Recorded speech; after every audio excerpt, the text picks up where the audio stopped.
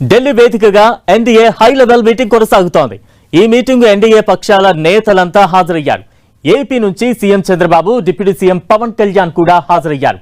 కీలక అంశాలపై ఈ సమావేశంలో చర్చించినట్టు తెలుస్తోంది. సమావేశం అనంతరం కీలక ప్రకటన చేసే ఛాన్స్ ఉన్నట్లుగా సమాచారం.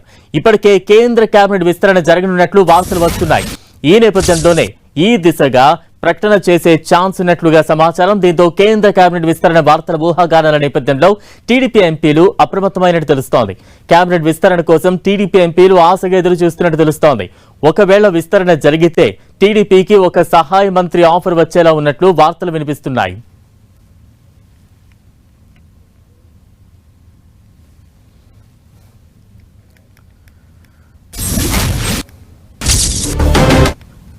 ఢిల్లీ వేదికగా ఎన్డీఏ హై లెవెల్ మీటింగ్ కొనసాగుతోంది.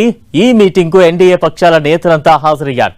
ఏపీ నుంచి CM Chandrababu, deputy CM Pawan Kalyan కూడా హాజరయ్యారు.